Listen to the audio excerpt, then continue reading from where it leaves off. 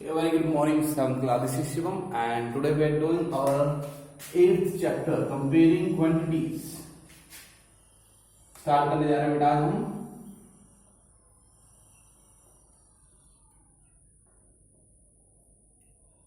Exercise 8.1। चलिए बेटा शुरू करते हैं। कल हमने कुछ फॉर्मूले पढ़े थे बेटा, बेसिक फॉर्मूले पढ़े थे क्वांटिटी के रिलेटेड, ठीक है। रेशियो हमने पढ़ी थी, ठीक है। SP, CP, simple interest, loss profit, loss percent, profit percent, सब कुछ हमने कल कर लिया था। आज हमारा फोकस होगा क्वेश्चन की तरफ। चलिए देखते हैं क्वेश्चन हमारे पास 8.1 में किस प्रकार के क्वेश्चन है।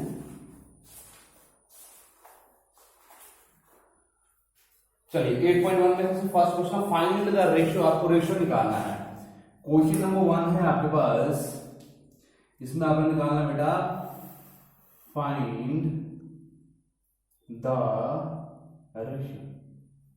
आपको रेशियो निकालना है, ठीक है। जैसे कि अगर मैं ए पार्ट की बात करूं तो आपको रेशियो निकालना है ₹5 to 50 पैसे। रेशियो निकाले 2 लिखा होगा ना, 5 to 50 की रेशियो निकालना। 5 ऊपर आएगा, 50 कहां आएगा बेटा, इसके नीचे आएगा। हम इसकी क्या निकालेंगे बेटा, रेशियो निकालेंगे, ठीक है।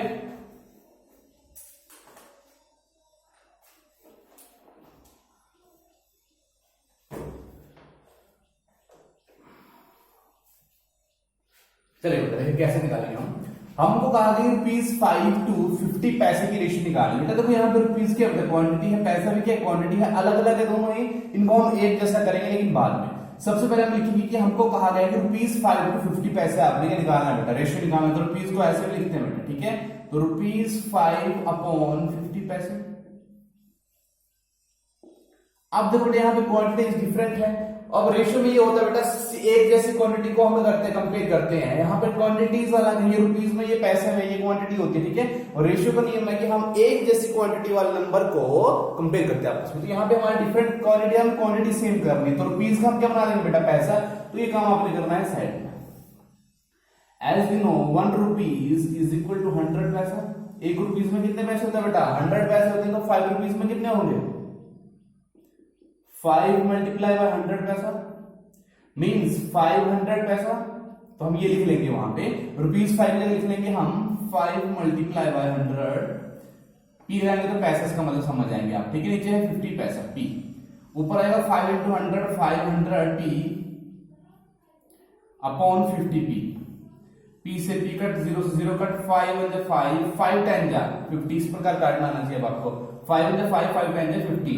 तो देखो रेशियो क्या है, ऊपर कितना है बेटा 10 और नीचे कितना है बेटा 1। तो आपकी रेशियो जो बन गई बेटा वो कितनी बन गई, वो बन गई 10:1। ये हो गया आपका आंसर।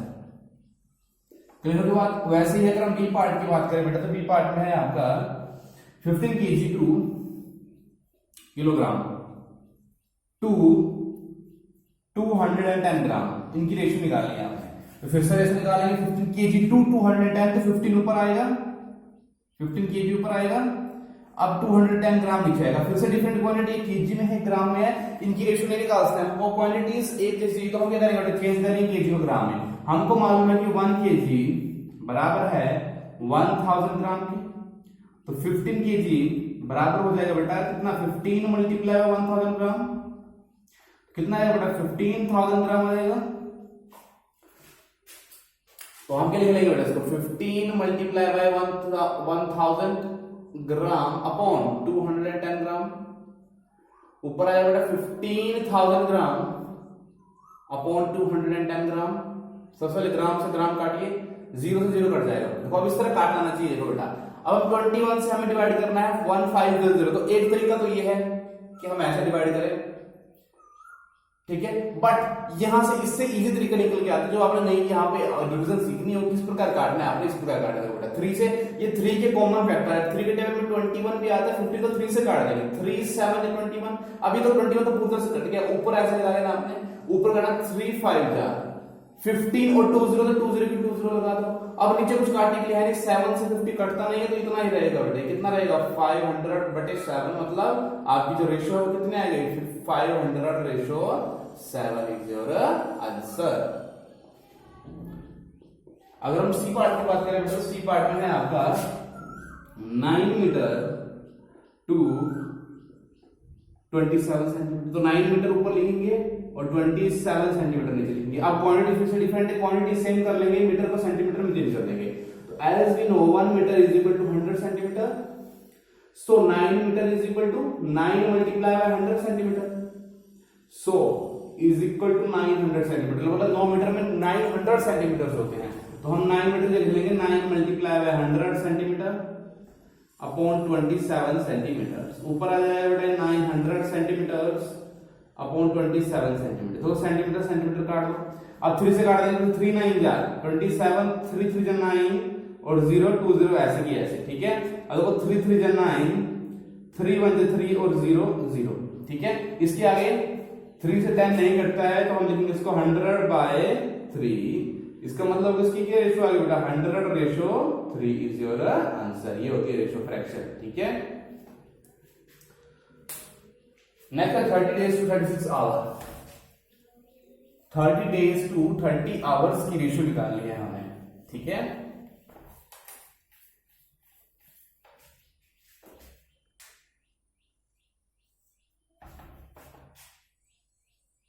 डी पर 30 days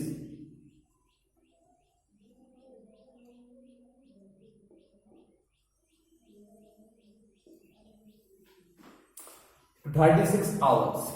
सो बेसिकली बेटा हो जाएगा 30 days to 30 days to 36 to 36 hours। अब क्वांटिटी फिर से डिफरेंट है, डेज को हम किस में चेंज करेंगे कर देंगे बेटा आवर्स में। हमको मालूम है बेटा एक दिन में कितने घंटे होते हैं, एक दिन में कितने आवर होते हैं 24 आवर होते हैं। अब 30 डेज की बात करो, 30 डेज में कितने आवर होंगे बेटा 30 डेज में होंगे 30 मल्टीप्लाई बाय 24 आवर्स होते हैं। क्लियर की बात,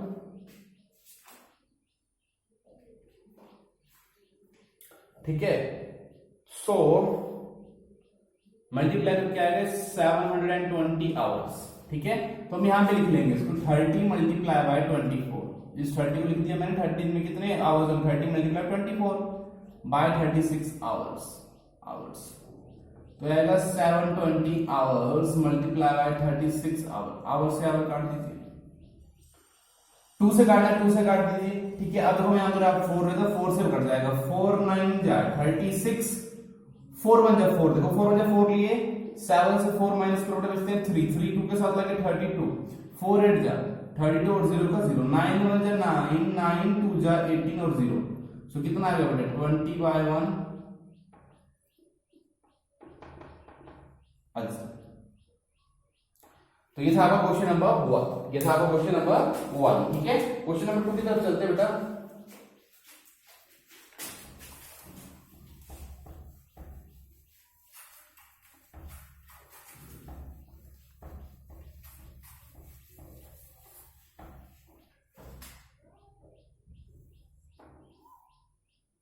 क्वेश्चन नंबर 2 देखिए, तो रेशियो 8.1 में आपकी कवर हो जाएगी, ठीक है।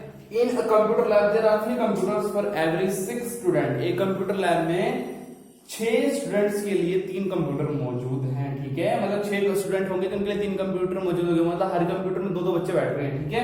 How many computer will be needed for 24 student. 24 student के लिए कितने कंप्यूटर चाहिए, तो सबसे पहले हमें गिवन है हम उसको लिख लेंगे। देखो हम लिखेंगे computer needed for computer needed कितना दिया हमारे पास बेटा 4 6 स्टूडेंट्स, कितना 4 6 स्टूडेंट्स। रिलेशन को ढंग से याद रखना, 4 6 स्टूडेंट्स इज इक्वल टू 3। अच्छा 6 बच्चों के लिए 3 कंप्यूटर चाहिए। अच्छा एक के लिए निकाल लेते हैं, एक के लिए कितने चाहिए। हमसे पूछेगा कि 24 बच्चों के लिए कितने कंप्यूटर चाहिए, तो पहले एक के लिए निकालते हैं हमेशा, ठीक है। हमेशा ये एक के लिए निकालते हैं, तो कंप्यूटर नीडेड फॉर 1 स्टूडेंट। अब जैसे ही आपने यहाँ पे 1 किया तो 3 के नीचे का चल जाएगा बेटा 6 चल जाएगा। इतना एक बच्चे को कंप्यूटर चाहिए, 6 कहां चला जाएगा बेटा 3 के नीचे चल जाएगा, 3/6 हो जाएगा। अब देखिए बेटा कंप्यूटर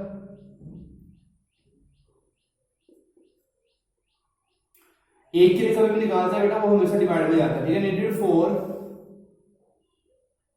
24 स्टूडेंट्स। तो 24 के लिए क्या होगा बेटा मल्टीप्लाई करना आपने 24 को इस तरह से 6 1 6 6 4 24 और 3 4 12 कंप्यूटर्स। कितने कंप्यूटर लगेगा बेटा 24 बच्चों के लिए ये वाला। तो हर कंप्यूटर में दो दो बच्चे आ रहे हैं, चेक कर लो, ठीक है। सो ये हम दो क्वेश्चन करेंगे आपके 8.1 एक्सरसाइज से, ठीक है, जो आपके लिए नाथ हैं। चलिए 8.2 में चलिए बेटा।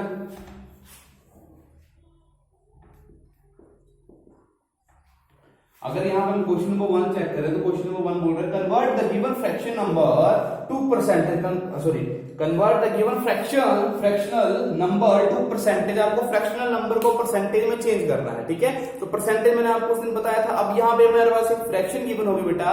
फ्रैक्शन मतलब रैशनल नंबर, मतलब जो कि इस प्रकार होगी p अपॉन q की फॉर्म में, जिसमें एक न्यूमरेटर होता है, एक डिनोमिनेटर, तो उसको हम क्या बोलते हैं बेटा? फ्रैक्शन बोलते हैं। ये बोलते हैं उसको फ्रैक्शन बोलते हैं, ठीक है।